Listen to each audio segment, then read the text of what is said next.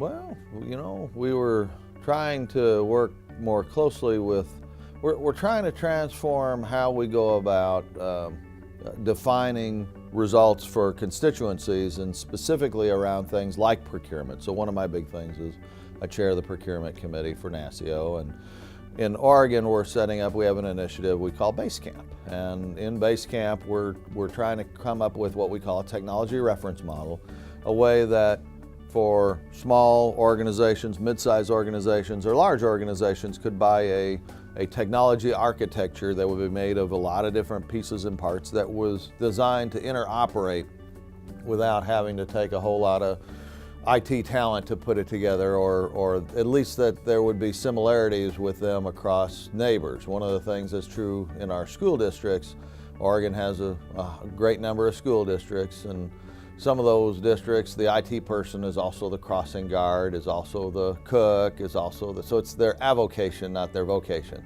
So with technology becoming more and more instrumental in what kids do for education, it's very important that they have the tools that they can do, and that we're able to work with those groups to try to define with them an architecture that'll be supportive and complementary and interoperate and things that others can help them with. So that's really a cross-boundary type initiative that we've got going on right now. The other one is with the National Governors Association for our cybersecurity initiative. We're trying to apply public health policy models or public health model to the initiative of cybersecurity. Everyone talks about it being a public health crisis, but we haven't really applied public health modeling to it. So trying to borrow from that discipline and see how we can move the needle on the cybersecurity problems that we face,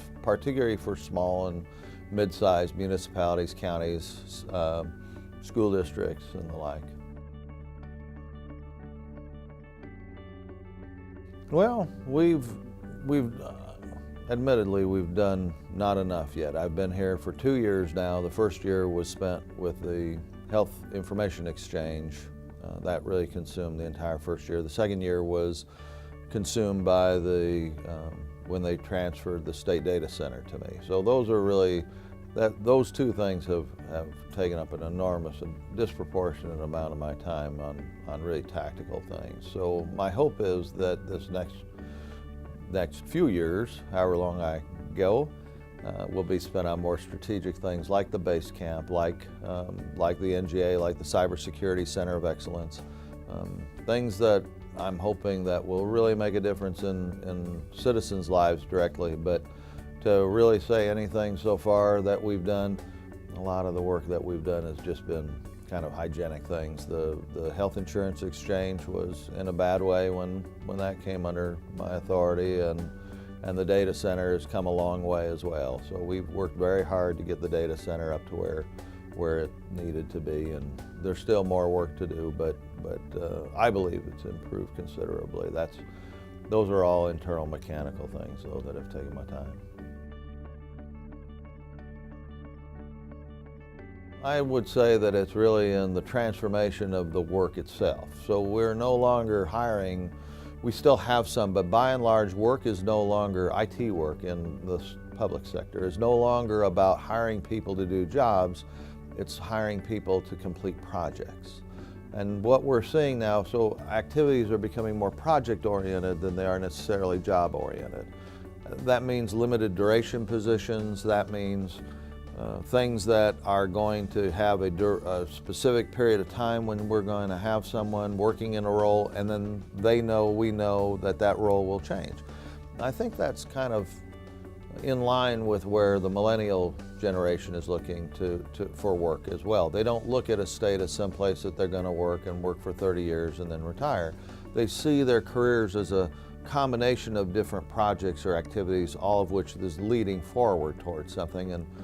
And just in the practice of IT, we're seeing that as well. So it's the transformation of work that I think is our biggest challenge, and probably the thing that we've got a lot more work to do on. We're moving that way, but we haven't done enough yet towards really restructuring how the state operates and how the state rewards. And our benefit structure will have to change, how we manage career paths will have to change, how we manage, and what the incentive is for people to come to work for the state is going to be different than it has been traditionally. So those are big challenges for us right now. I would hope that we would be known for a variety of things, that primarily that we really value the people in the state, the people that work for the state, the people that work with the state, that ultimately IT is not just about doing the right thing or doing it in the most cost-effective way. A lot of times IT is viewed as a force multiplier, which is true, but it's not exclusively about just multiplying, getting more done with fewer people. A lot of cases, it's about that if you believe that work is a fundamental human need, if you believe that, like Maslow's hierarchy of needs, that security or food or shelter or what have you, if you believe that work is a primary need, then one of the things that we have a responsibility for doing is creating and maintaining, sustaining meaningful work for people and helping people find them. When we're delivering services to the most fragile people in our communities through the DHS and OHA agencies, IT is a big part of that. When we're delivering, helping people with public safety issues, IT is a big part of that. So I hope that we're able to create a sense of purpose and meaningful work in what we do, and ultimately improve the very fabric of the community that we serve by giving them this direction, and that's what I hope that we will be known for. So I had been a CIO with the city of Denton, Texas for 10 years. And you learn that as a CIO, you get to where the decisions that you make, the paradigm flips. We go from having resources that are allocated to us, and you have a very strict and limited view of the pie, so you're told that you're resource constrained. And it's very hard for you to go ahead and say, all right, so you're given this much time, talent, and treasure, this is what you have, make the best of it that you have. When you get into the CIO role, the paradigm flips, and a lot of people aren't ready for that or even understand that. We're no longer constrained by resources. It's actually the opposite. You have unlimited resources, and the question becomes, what is the priority for you to apply them? And so with the resources that you have, with your group, what is the most important thing we should be doing? And that is an incredibly important decision or discussion to have for any CIO, or a paradigm change. They're no longer operating the mechanics of the organization in a prescribed manner as the network director, as the application development lead, or as the security manager, or what have you. They're now in the business of enabling the mission of the state. And how does the state go about doing that, and how does technology inform, support, or even enhance that delivery or that achievement of the mission? And I don't know that all the IT people are ready for that when they make that change. I don't think that their training or their backgrounds or their experience. I know that was a big change for me when it happened in the city of Denton.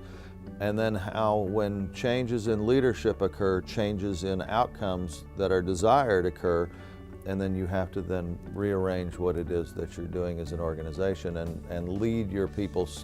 Who was it? Wayne Gretzky, who said, skate to the puck where the puck is going to be, not to where it is. And so being responsible for that is a big challenge for a CIO. So that's been one of the big things that I've had to do, is get a little more attuned to what we call weak signals. A lot of times you'll get noises from people, you'll hear things are coming, downturns in the economy, this initiative is important to the governor, or that initiative is important to the organization.